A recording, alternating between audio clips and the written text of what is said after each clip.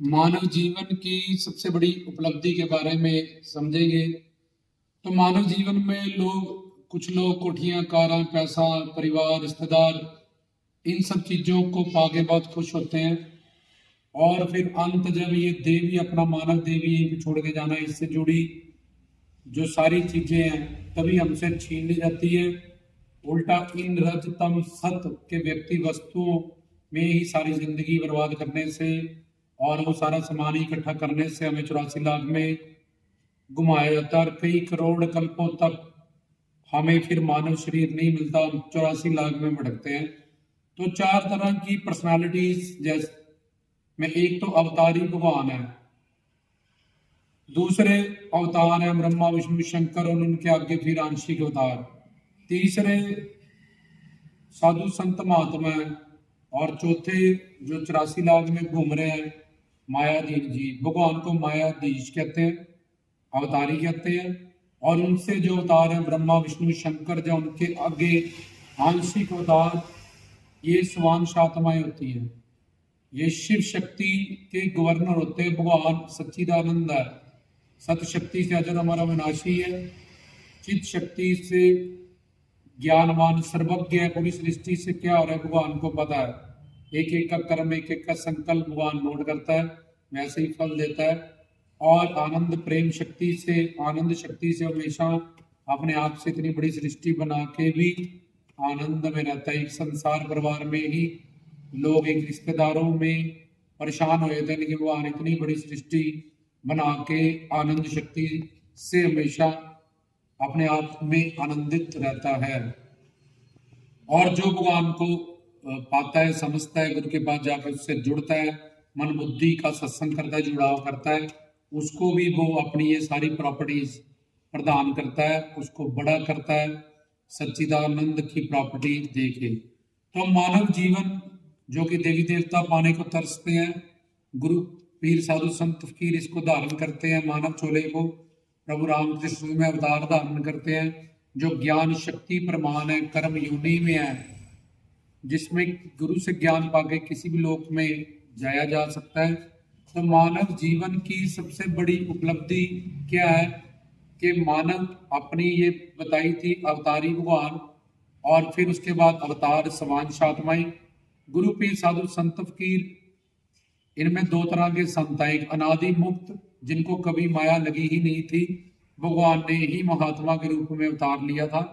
और दूसरे जो 84 लाख में घूमने वाले थे, लेकिन उन पूर्ण गुरुओं की शरणागति को जिन्होंने कबूल लिया, वो भी माया अधीन थे। माया के अधीन तीन ताप, तीन शरीर, चार दोष, पंच क्लेश, पंच विकार, आदि देवी का भौतिक आध्यात्मिक, काम क्रोध लोभ मोह अहंकार, ये सारे दुखों से पीड़ित थे, संचित कर्मों का पाप भोग रहे थे।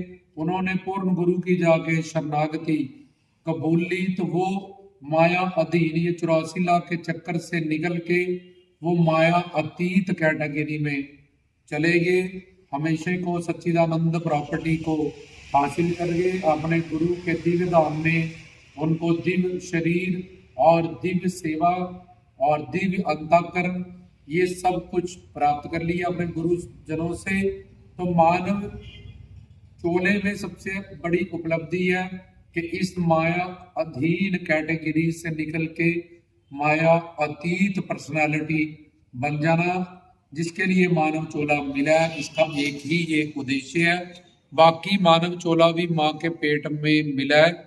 संचित कर्मों के आधार पे मिले गए श्वासों के बाद वापिस भगवान इसको ले लेगा धर्मराज, और इससे इकट्ठे किए गई वस्तुएं, बस बनाए गए रिश्ते उसी वक्त टूट जाएंगे और फिर हमें 84 लाख में घूमना पड़ेगा। अंडज, ज्वेरज, उद्भज, स्वेदज, इन चारों खानियों में से जन्म लेना पड़ेगा। जड़ चेतन ग्रंथियों में, भूचर, खेचर, जलाचल, ये तीन श्रेणियों में, उड़ने वाले, धरती में रहने वाले, पानी में रहने वाले, इस तरह से 84 लाख जीवों के बाद फिर मनुष्य जीवन करोड़ों कल्पों के बाद हमें मिलेगा। फिर माँ के पेट में 9 महीने लटको, फिर 1 साल तक लैट्रिन बाथरूम में पड़े रहो, हम कुछ नहीं कर सकते हैं।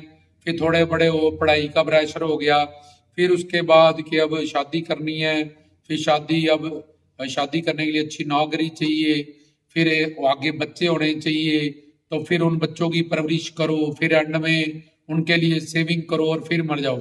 मनुष्य जीवन में ही सारे शुरू से लेके अंत तक बंदा रोता ही रहता है, टेंशन में ही रहता है, कहीं भी कभी चिंता में कभी चीता में।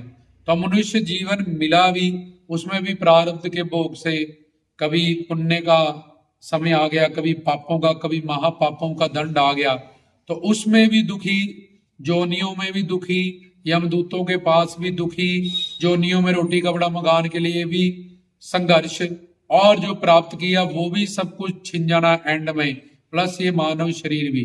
तो इसलिए मानव शरीर, क्योंकि हर जीव स्वर्ग का देवता तक भी बन चुका है, स्वर्ग को भी देवता बन के भोग चुका है, लेकिन तब भी उसकी तृप्ति नहीं हुई, क्योंकि उसको मैं कौन मेरा कौन, जब हम कौन हमारा कौन, ये ज्ञान नहीं मिला। इसलिए उसकी मंजिल, नेचर तो सच्चिदानंद थी, ये तीन प्रॉपर्टीज जन्म मरण से परे, और ज्ञान और सच्चा प्रेम, जिसके कारण वो संसार में भागता रहा, लेकिन उसकी दिशा गलत थी। अंत सारा जीवन उसने खो दिया। पहले वो सारा सामान जब्त हुआ, फिर उसको इकट्ठा करने में 84 लाख में कि जिससे ज्यादा अटैचमेंट थी, मोह था, उसी रजतम सत, वो वस्तु या व्यक्ति जिस गुण का भी था, उसी तामस गुण का था तो नरक जाएंगे, सात्विक गुण का था पहले स्वर्ग जाएंगे, नरक जाएंगे। 84 लाख में राजस गुण का था तो कीट पतंगा कुकर शुकर नीमर जोनियों में जन्म होगा। और अगर हरि गुरु के प्रति जीवन बता दिया तो ये जीवन सफल हो जाएगा। तन मन धन से गुरु की सेवा करें, पूर्ण सतगुरु की अवतार समझ के, उनको भगवान समझ के, और उनकी शरणागति को कबूल लें। ये जो अवसर है मानव चोले का, इसकी जो सबसे बड़ी उपलब्धि है वो ये है कि माया अधीन कैटेगरी से हमें माया अतीत बनना है, और अपने गुरु के चरणों में सनातन उस रिश्ते भाव से उसके दिव्य लोक में, दिव्य धाम में, दिव्य शरीर, दिव्य अंतःकरण प्राप्त करना है। और उसके बाद हमारा भी धरती पे आना जाना हुआ करेगा, अवतार हुआ करेगा। हम भी काल माया से परे हो जाएंगे, माया अतीत हो जाएंगे, लेकिन अनादि मुक्त होंगे, रहेंगे अपने गुरु के चरणों में ही। जैसे मीरा गुरु रविदास जी के चरणों में सचखंड बेगमपुरे में निवास मिला, शबरी को मिला अपने गुरु के चरणों में, ऐसे और भी जो भगत जन है, ध्रुव हो गए, प्रहलाद हो, नामदेव जी हो गए, परमानंद, कबीर जी, फरीद जी, जिन्होंने भी अपनी गुरु की शरणागति को कबूल लिया। और किसी जब तक पट पूजा पर तीर्थान से काम बनने वाला नहीं है, क्योंकि ये मन बुद्धि इंद्रियों से होता है। सिर्फ गुरु का प्रेम और शरणागति ही हमें तार सकती है। तो इस तरह से जो गुरु की शरणागति को कबूल लेंगे, वो मानव चोले की सबसे बड़ी उपलब्धि को प्राप्त करेंगे। अपना डेजिग्नेशन जो उनका है वो माया अधीन कैटेगरी से 84 लाख में घूम घूम के बाहर जन्म बिछड़े थे माधो, जन्म तुम्हारे लेखे जन्म, मर मर जम्मे, मर मर जम्मे जम्मे फिर मरे, मरे फिर जम्मे, बड़ी सजाएं पे हैं लम्बे, बस यही सब होता रहेगा। मनुष्य जीवन में भी दुखी दुख है, तीन ताप, तीन शरीर, पंच विकार, पंच क्लेश, पंच चार दोष, ये आदि देवी काद, भौतिक आध्यात्मिक, जीव माया, गुण माया, तो दुख ही दुख है। नानक दुखिया सब संसार कहते हैं। तो जिसको सच्चिदानंद सुख शांति प्रेम आनंद चाहिए, मानव जीवन की सबसे बड़ी उपलब्धि है मायाधीन कैटेगरी से निकल के माया अतीत बनना, अनादि मुक्त संतों की शरणागति को कबूल लेना और साधना मुक्त हो जाना। और बाकी जो भी सब प्राप्त किया उससे चप्पल जूता पड़ेगा आगे जाके, और 84 लाख में भटकना पड़ेगा। रामदास जी की तरफ से जय बाबा।